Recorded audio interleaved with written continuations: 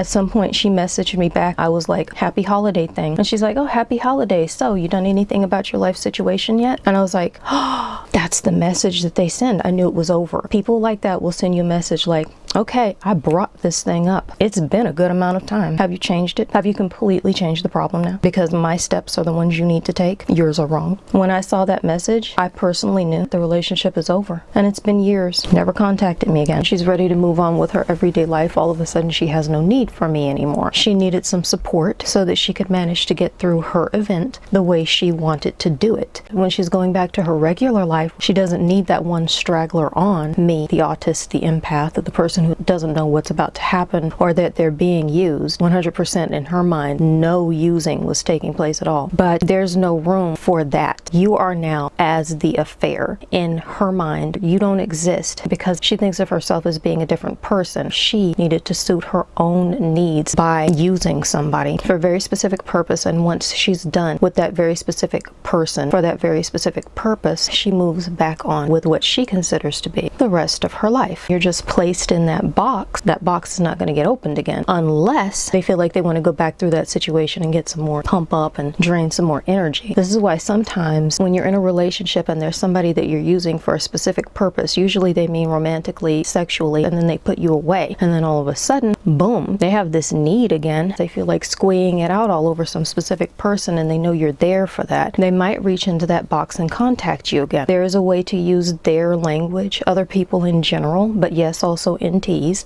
to cut something off in a way that isn't actually cutting it off. It's just not feeding your energy to them. But once they no longer get that energy they're used to, their spirits are done, because that's not what they're here for. And the person they're controlling in that moment is not going to do anything that doesn't feed them. It's like a movie I remember seeing a long time ago where people were having an ongoing affair. And I remember looking at this movie and thinking, gee, I wonder how I would feel about this in real life, because in the movie they're showing how they're having this ongoing relationship and the affair has been going on for so long. I think it's an interesting kind of study and a story because it's turned into a real relationship type thing. It's not just interest, it's you've been with this person now for decades. Well, I don't know if it was decades in the movie, but you've been there for all of this time. And you've known each other for long enough that it's become a real thing.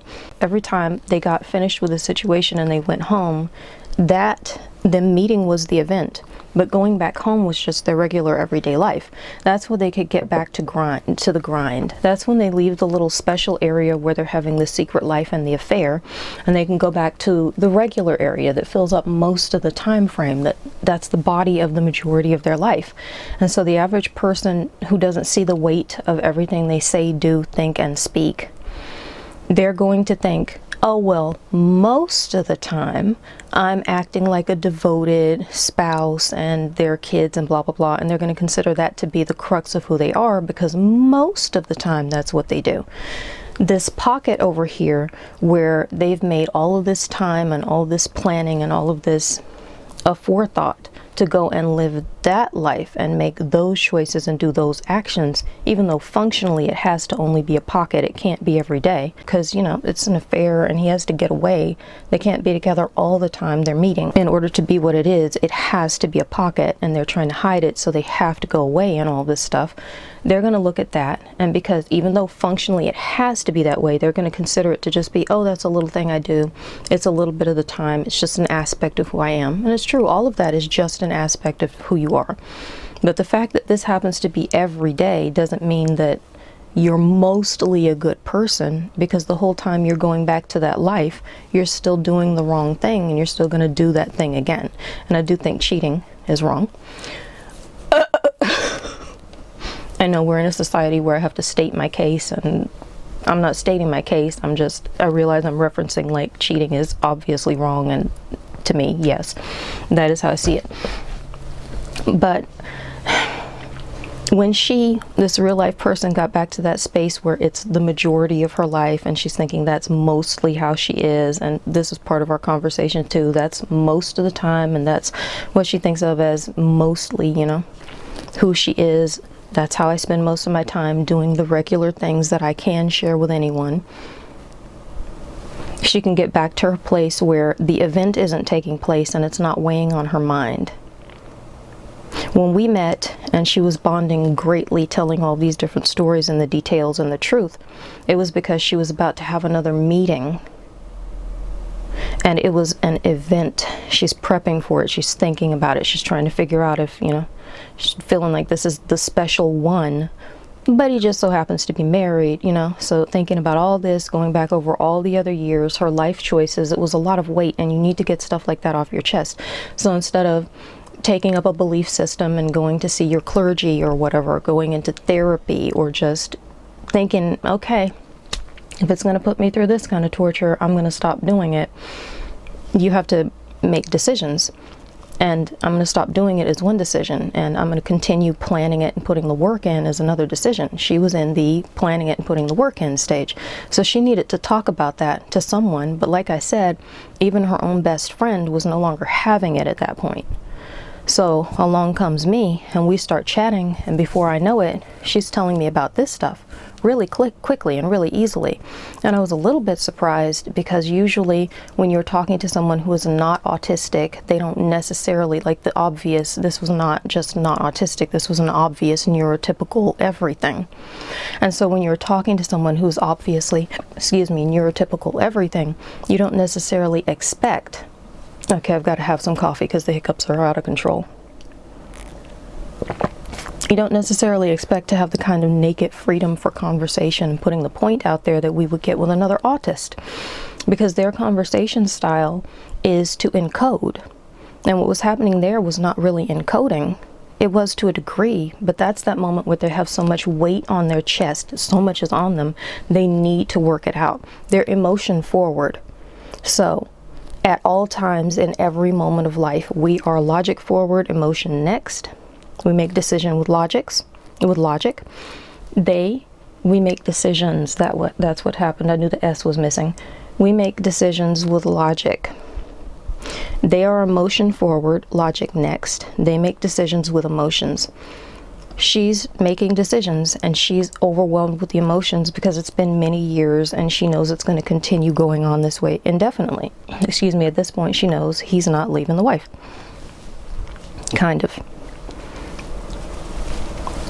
She talked a good talk. We've all probably heard this in some degree or another, if we've paid attention to these situations. She knows he's not going anywhere, but she's holding out hope and believing that there's a chance. And who knows what happens in the future, right? But nonetheless, in that moment, her decision making, emotionally, she's so laden, she needs to get it off of her chest, because it was the event, like in the movie. That's when the trip is being planned. It was too much. So she needed to get that off. But then she's always going to go back, save a miracle. We are all always going to go back to what culture and languages we know, if they are a part of our everyday, where that's most of the time of our lives. And her culture and language was to encode and live in a world where nobody knew that this is what she's doing and this is what she's been doing. So after the event, hike up to it, have the meeting, and then talk about everything that took place afterward.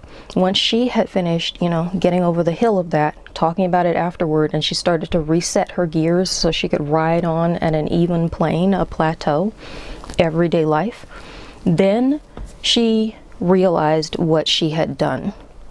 And I don't know how much she was conscious of this, because she was smooth at it like a pro. But sometimes people are smooth at it like a pro and have no idea what they're doing. They all think they know what they're doing. In fact, people will come to you and tell you that they know what they're doing. You didn't even ask. You're not even interested in that conversation. They'll just volunteer to you. Oh, I know what I'm doing. I know how I'm being, and here's my excuse, and here's how I'm a good person, and all this different stuff. But they don't actually know on a spiritual level. They're completely blind to it in every conceivable way. It's like all of the senses. They are like devoid of any type of spiritual senses whatsoever. They know in a way. It's like what I call the meat brain way, because that's how your brain is functioning when you don't have connection with God. You don't have connection with Christ. That's a whole thing. There's Christ as a man, there's Christ as God, there's Christ as the Christ field. When you don't have any of that, You know, but you know with your meat brain, not with anything more or above it. So what happens sometimes in these situations is that thing right there, while the emotions are boiling, they really need to get it off their chest, because since they're emotion forward and they make their decisions with emotions, when they're conflicted, that's always going to get in there. And when they're overwhelmed, dang it, I've been watching this light and it's getting really intense. I'm going to have to close the curtain. When they're overwhelmed, you're already run by your emotions. So when you are overwhelmed, it's going to get even more out of control. They need to get that off their chest sometimes. And the situation I'm talking about right here is kind of the perfect example, because it was life-changing for me. It stays unnecessarily fresh in my brain.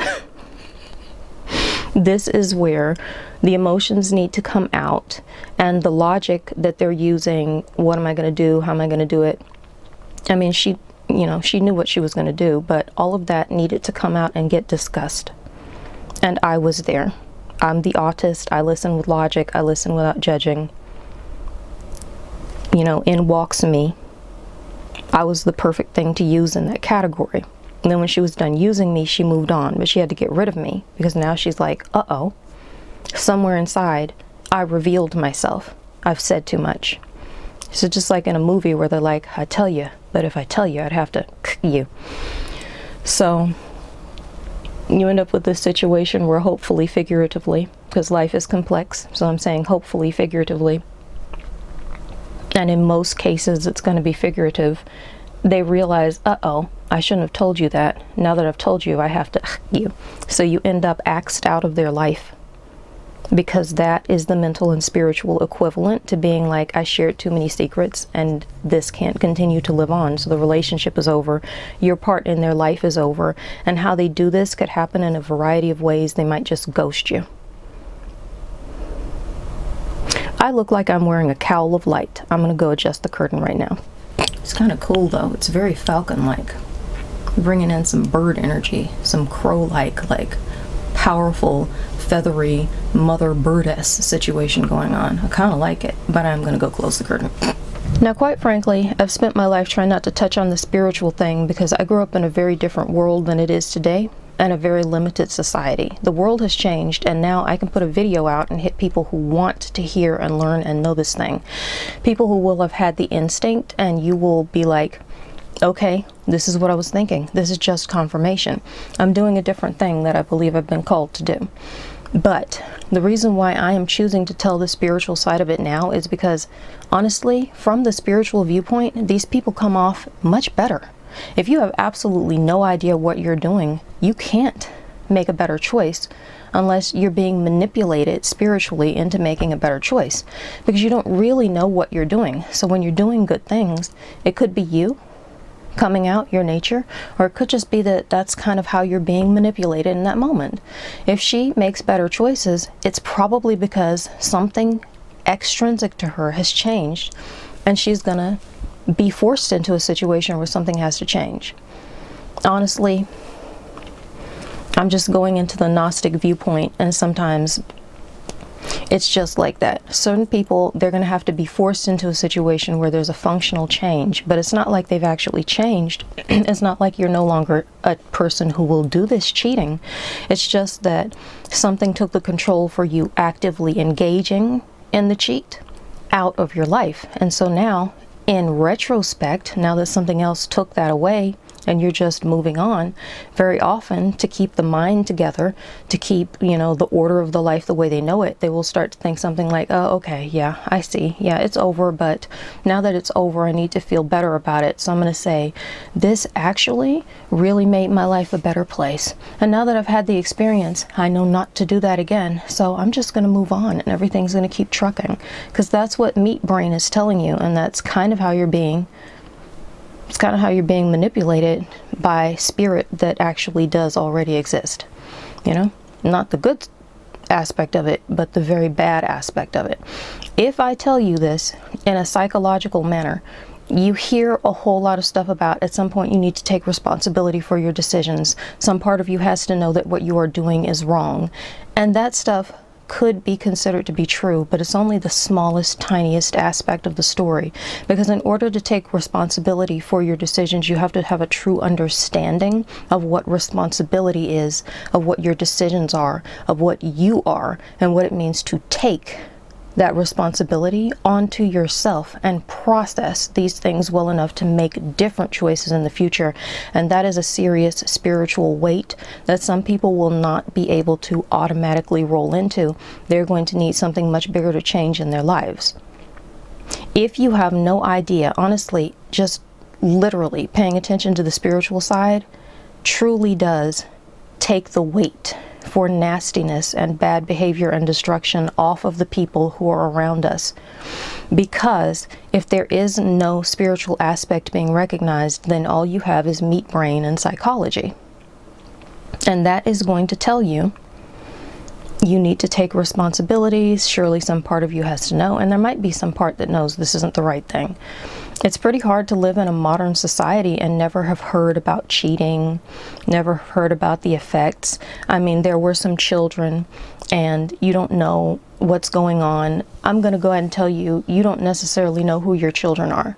I was a child who saw and knew everything. I won't get into details. It affects some of us. Some children might be clueless and not put it together for a while.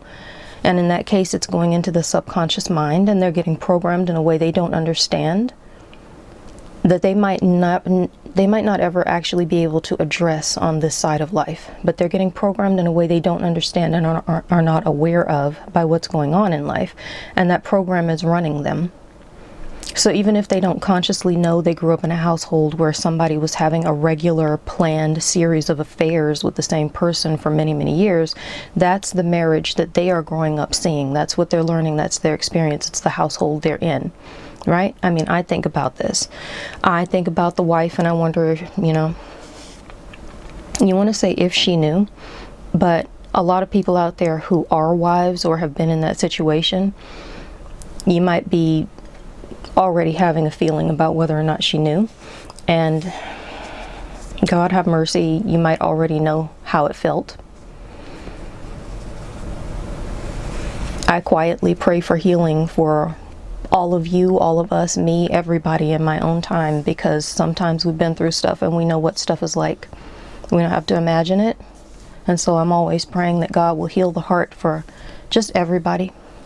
No distance in the spirit. I can pray for people I've never even met, never heard of, never seen.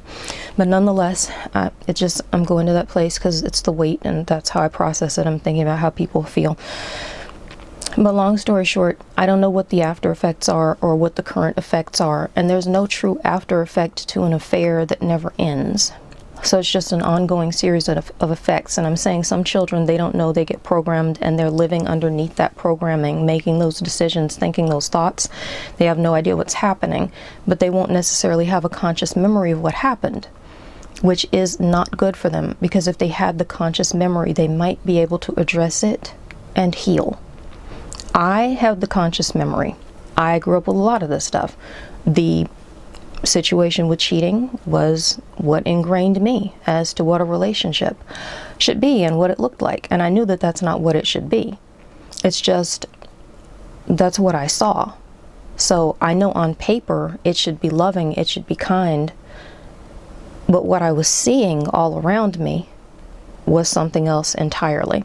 I'm not sure I've ever seen a healthy marriage relationship all of my life growing up especially, but perhaps that's for another video, because this is not supposed to be about that. But spiritually, if you look at it, like I said, just plain psychology puts a whole lot of weight and responsibility on the individual for their decisions. And on paper, that's good. But if you don't truly understand what's happening inside of yourself or inside of others, this is why the recidivism thing, this is why the recidivism rate of life on earth is so shocking, so amazing, so repetitive, right? We learn about all of these things. Oh, people have been doing this since the beginning of time. When are we going to catch on? We're not going to catch on masse. Spirit connection is an individual relationship. Your connection with, or lack thereof, with God and with what has programmed you to know better is an individual thing. It's that way because God wants everyone to have a choice. I thought about this at some point in my life, and it really hit me. The term power corrupts. Absolute power corrupts absolutely. Absolute power corrupts absolutely if you wield absolute power. If you have absolute power and you never let yourself get out of control. Some people can't do this. I know from experience that I can. I know from experience because I know what's been done to me. I know how desperate I was for it to stop, and I still remain peaceful and loving and have never done anything like this back to people. I don't want to be like that, and I've never played their game. So I know it's possible, even when you are afraid for your life, to make the better choice and be the better person and suffer as a consequence. But I've thought about this. If God has made this decision, power corrupts, absolute power corrupts absolutely. This is why God gave each one of us a choice.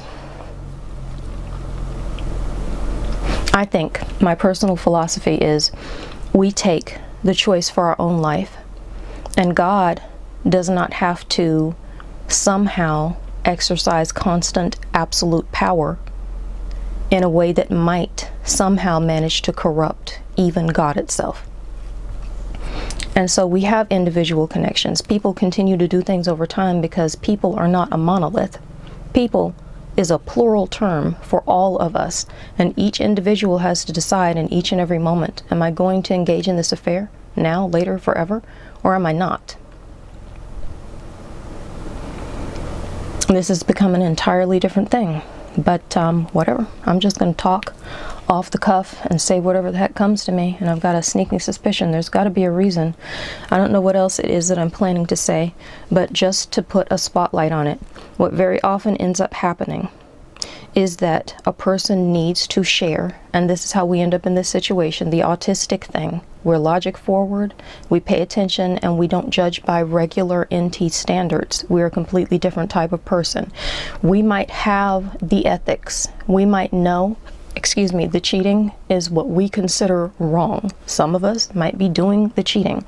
That's not really what I'm talking about here, because I'm just trying to kind of explain it to someone who maybe has suffered this. Stuff has been done to us, but we don't know why yet. That's really what I'm thinking here, and that's the reason why I started talking. If you're making the decision to cheat, that's an entirely you situation. It's always going to be you and your connection or lack thereof with spirit, just like every other choice in life is. There have been times when I'm doing something that seems as innocuous as grabbing a grape to eat. Oh, I'm going to go over here and pick up some fruit, or I'm going to make this decision to buy that thing, and I find myself not doing it because something in my spirit says no. When I don't follow that, sometimes I end up in the weirdest situations in life, but it's always literally big decision, small decision, whatever it is, controversial decision, or one nobody cares about, like eating some grapes. It's because your level of connection with God, with Christ, is going to have everything to do with it.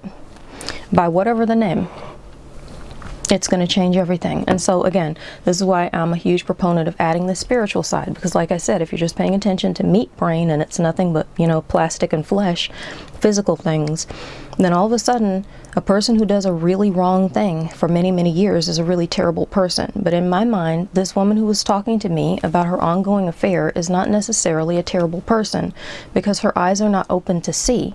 She's not able to make the best choice for herself in life. So how in the world is she going to make the best choice for the guy? Because he's also making these decisions and suffering this fallout. His children who are growing up seeing this and this situation, the wife, she can't make decisions for all of these people. But sometimes when you're making a better decision, it is taking them into account. But she can't even take herself into account in a spirit-led way. So if you look at it spiritually, it's not just you need to make the decision and search yourself. Some part of you probably knows what is the correct thing to do and what's actually going to harm people. Because without that connection to the spiritual aspect of you that God wants you to find, seek and you shall find, kingdom of God. If you can't find that, and if you are a person who's not seeking it, there really isn't much of a weight on you for who you are in life, because you're not your whole self.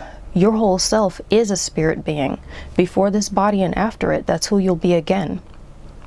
If you lose connection with that in life, you're not truly yourself. You're just led by whatever plastics and flesh. So if you grow up watching the news and it says violence, violence, violence, you might become afraid of everybody and everything. And if you grow up watching television and they keep acting like you have to be a skinny, let's face it, it's the skinny Caucasian girl with long blonde hair, you might think, oh, I'm a thick Caucasian girl with short blonde hair. I'm not pretty. Or you might think, oh my gosh, I'm a skinny African descendant girl, but I also have short hair. Just anything that's different at all, it's just not quite good enough. You even listen to the women who are in the industry and they will tell you someone will pick out 5 pounds of extra weight that they're being told they have, and suddenly they're not good enough anymore. And they're the ones being used to make the image of what's supposed to be good enough. It can be that simple. You can be programmed that easily because there's nothing else to prevent you from taking that and just running with it. And sometimes just running yourself over and down and into a ditch and into a hole, feeling like you're not good enough, or perhaps you looked at something and you're a person who doesn't judge. So you're like, I don't know, maybe an affair isn't that wrong. Life is complex. Life is complex. Not everything is cut and dry. This is why I wasn't being hateful and judgmental. I don't see her as nothing but, the M word. Some people will just be like, oh, nothing but boom, stamp her with that word across her face, and that's how they look at her, the scarlet letters. I don't do that even to this day. I see that she was used for harm in my life, and this is why I said God will take what the devil means for harm. No matter what level, no matter how esoteric or how basically physical, basic physics, how low, like I said, plastic and flesh, it doesn't matter who's thinking about it on what level. Something there where I can give her everything while she's getting her affair and her choices off of her chest. And then I go through a horrible event and share my trauma. I don't know what that was going to do to help me, but that was what I did. Long story short, she took that and threw it in my face. I could say you're a horrible, nasty, terrible person who did truly nasty, satanic things, and they were uncalled for, and I showed you love and you showed me hate. But it wouldn't even make a point if it came out to say that to her, because she doesn't have spirit, and without spirit, she doesn't have a connection with God. And since she does not have the connection to her own spirit, she cannot do better by me. That was her doing her best. It's all she can do, because she doesn't have anything else on which to go. And so, again, I bring in the spiritual aspect, and from that side, she becomes a much more neutral person. This is why it's so controversial when Christians are like, oh, we want you to get saved. I heard somebody say one time, I've heard a lot of people say it, but the last time I heard it, when people were like, oh, I don't understand why they're saying be saved. It's not like somebody's holding me hostage. Wow. That's really not what we're talking about. For somebody who has an actual connection with Christ, not everybody who calls themselves a Christian has a connection with anything at all, but for somebody who has an actual connection with Christ, we're not talking about saving you from a physiologically based hostage situation. That is pure insanity. Think about this just a little bit deeper. We are trying to live our lives mindfully and to do something better and make a better choice.